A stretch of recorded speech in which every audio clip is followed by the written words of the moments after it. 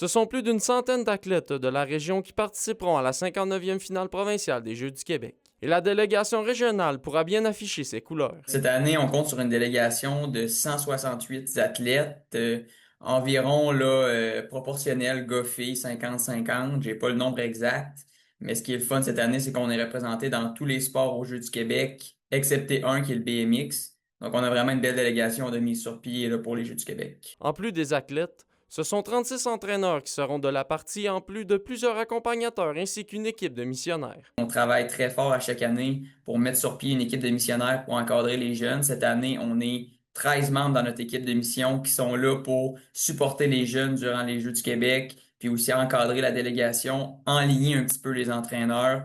Donc vraiment, cette année, on est bien encadré. Nos athlètes ont la chance d'avoir des entraîneurs de qualité. Bien qu'elle espère récolter un total de 12 médailles, soit le même nombre que lors de la dernière édition d'été en 2023, il ne s'agit pas de la priorité, comme l'explique Olivier Giguère. Oui, les médailles, c'est important pour nous, mais avant tout, ce qu'on veut promouvoir, c'est vraiment le dépassement de soi.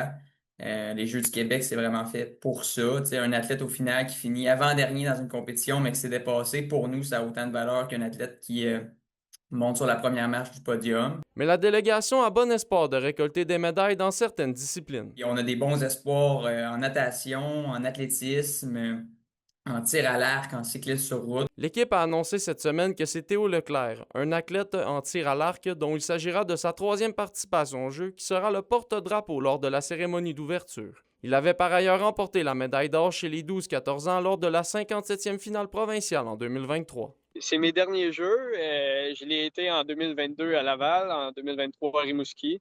2023, c'était très, très bien passé en battant les deux records puis la médaille, là. Ça s'est très bien passé. J'espère pouvoir performer encore cette année, hein. Qu'on avait déjà vu évoluer dans les jeux précédents. Donc, pour nous, c'était vraiment un choix évident cette année de choisir Théo comme porte-drapeau. Les athlètes de la région seront en action dès samedi de la semaine prochaine, le 26 juillet, avec le début du bloc 1 qui rassemblera 7 des 18 disciplines présentes au jeu. Olivier Morin, RNC Nouvelles, Rwanda.